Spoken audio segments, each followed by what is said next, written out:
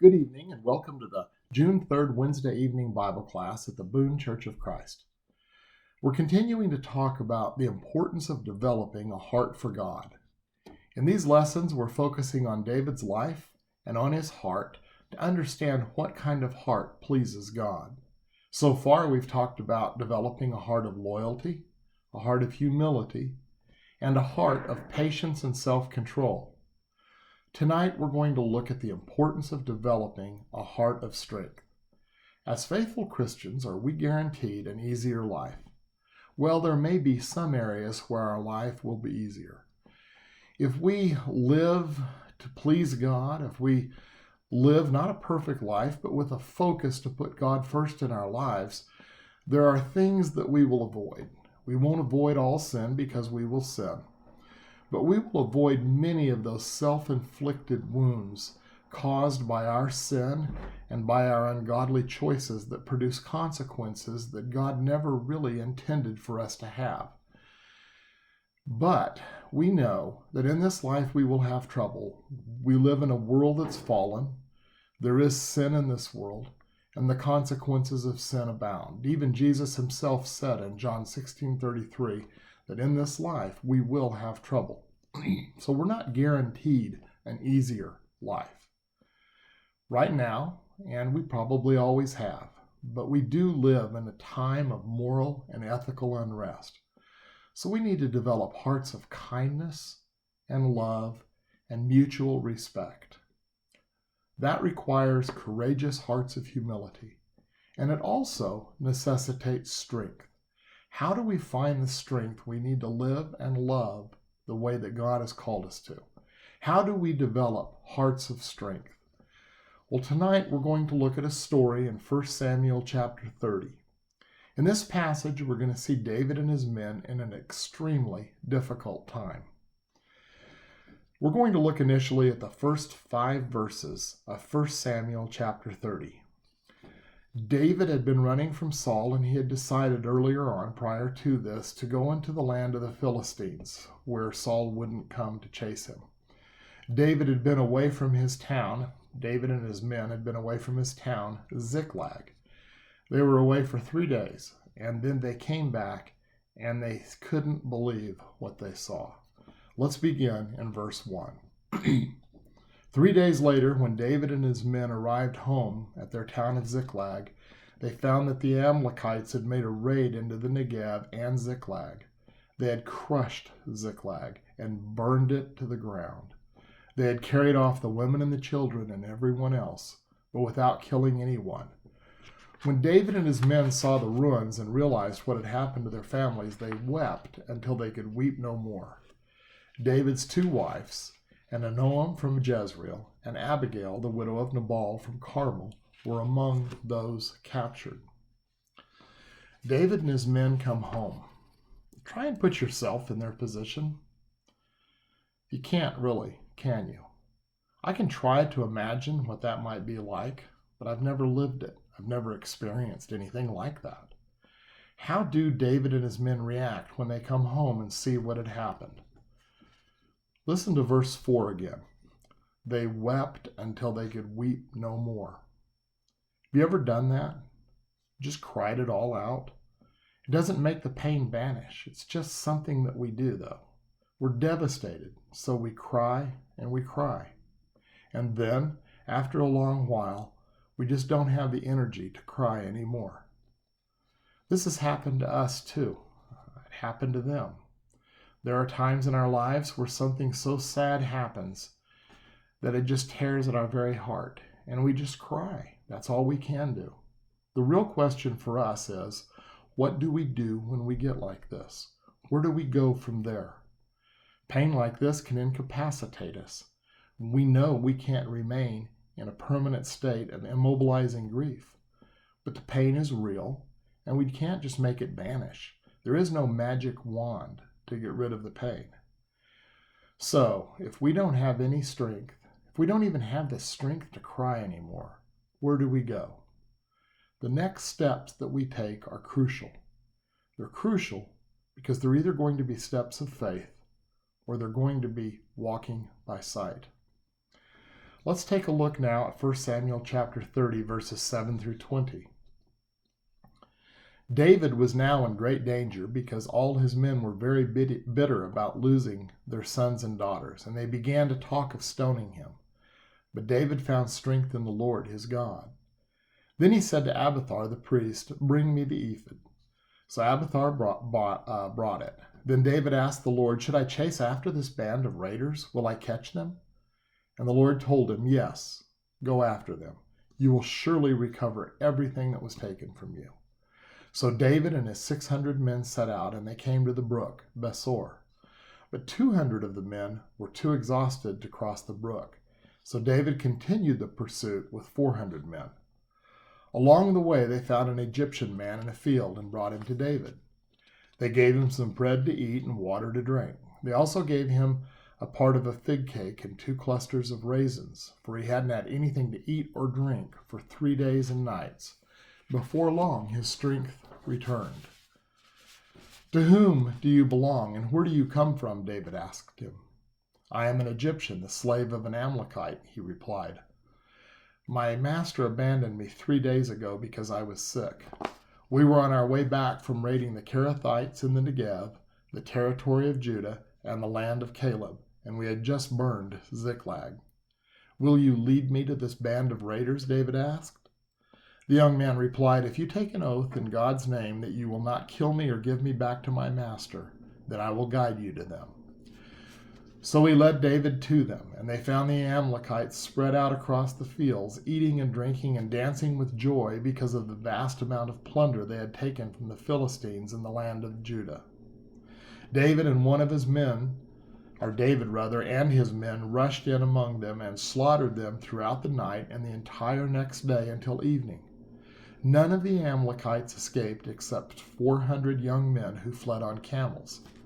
David got back everything the Amalekites had taken, and he rescued his 2 wives. Nothing was missing, small or great, son or daughter, nor anything else that had been taken. David brought everything back. He also recovered all of the flocks and herds, and his men drove them ahead of the other livestock. "This plunder belongs to David," they said. So what did David do? What was different about the subsequent reactions of David and David's men? Let's talk about David's men first. What did they do? How did they react? They became angry and bitter. They decided that David was to blame and they wanted to stone him. What were their decisions based on? Based on their emotions. Where was God in their thought process? Where was their reliance on him? Wasn't there, was it? What did David do? He found strength. That's because David had developed a heart of strength. Was David himself stronger than his men? Did he summon extra human strength they could not? No. Verse 6 says that David found his strength in the Lord. David chose to walk by faith instead of being driven by his emotions based on the surrounding circumstances. David was able to have a heart of strength because he depended upon the strength of the Lord. How does David find his strength in the Lord? In this particular text, it doesn't say. It just says that he did find his strength in the Lord. So where can we go for that answer? When it comes to David's life, there are several places we could go. Let's go to Psalm 63 and look at verses 1 through 8. In these verses, we see 3 specific areas that David focused on in finding strength in God. Verses 1 and 2. "You, God, are my God. I earnestly seek you. I thirst for you. My whole being longs for you in a dry and parched land where there is no water." Listen what he says here. "I have seen you in the sanctuary and beheld your power and your glory." We see David's pursuit of God here as he longs to worship him. Now let's look at verses 3 through 6. And here we'll see David's focus on God. His prayer, his praise and thoughts are continually directed toward God. "Because your love is better than life, my lips will glorify you. I will praise you as long as I live, and in your name I will lift up my hands. I will be fully satisfied as with the richest of foods. With singing lips my mouth will praise you. On my bed I remember you. I think of you through the watches of the night. David's focus was on God. I think of you through the watches of the night. And then let's listen to verses 7 and 8.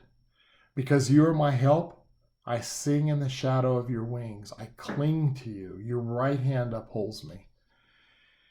We see David's consistent trust in God. Do you see how David found his strength in the Lord through these few verses here in Psalm 63? He pursued God in worship. He continued to focus on him in prayer and praise, and he chose to trust in him. It has to be the same way with us. We have to focus on God and on his will. We have to seek him and trust him in all that we do. How does this strength help David when he and his men return from battle? Let's read now 1 Samuel 30, verses 21 through 25. Then David returned to the brook Besor and met up with the 200 men who had been left behind because they were too exhausted to go with him. They went out to meet David and his men, and David greeted them joyfully. But now listen to what happens next. But some evil troublemakers among David's men said, "They didn't go with us, so they can't have any of the plunder we recovered. Give them their wives and children and tell them to be gone." But David said, "No, my brothers, don't be selfish with what the Lord has given us. He has kept us safe and helped us defeat the band of raiders that attacked us. Who will listen when you talk like this? We share and share alike, those who go to battle and those who guard the equipment." From then on, David made this a decree and regulation for Israel, and it is still followed today. What was wrong with the soldiers' reaction? Well, they thought they were victorious because they delivered themselves. They looked to their own strength and their own work. They said, they told David, they didn't go with us. They can't have any of the plunder we recovered. They thought their blessings were theirs to do with as they wished. They forgot also that they were family. They had decided that some of them were deserving and some of them were undeserving. The 400 that went to battle were deserving, but the 200 that stayed back to guard the equipment, they decided they were undeserving. Goes back to how they viewed, how they came about having this plunder in the first place. Because of their efforts? No, because of God's blessings. See, that's how David responded. David said, "Don't be selfish with what the Lord has given us. He has kept us safe and helped us defeat the band of raiders that attacked us." He says, we share and we share alike. David gave God the glory for the victory and for the blessings, and David worked to maintain community. Like David, we are also weak and need God's strength.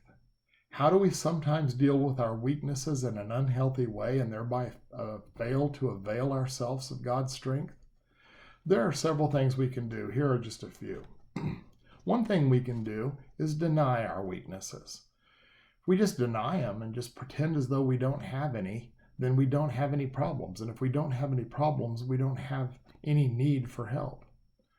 Or we may acknowledge our weaknesses, but we just defend them. We try to call them something else. We say they're not weaknesses at all. Maybe we also acknowledge them and we just try to excuse them. We say, okay, well, yeah, everybody's got a problem. It's no big deal. And never turn to God for our help with our weaknesses. Another thing that we can do is try to hide them.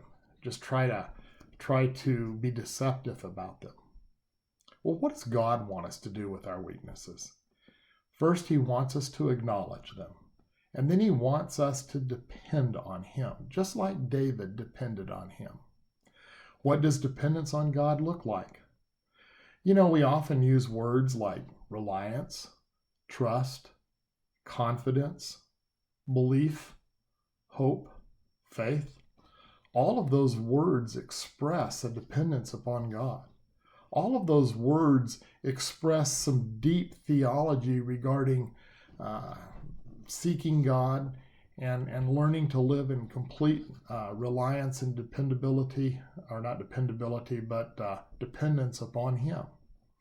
But what do those words look like in life? When we say words like reliance, trust, confidence, belief, hope, faith, they're all correct, but they have to look like something. They have to play out in our lives. They have to be more than words we just say that sound right. Words like these need to look like study and devotion and prayer as we seek God and we seek His will. So let's make certain that we're committed to developing a heart of strength by focusing on God and on His will. And let's seek Him and let's trust Him in all that we do.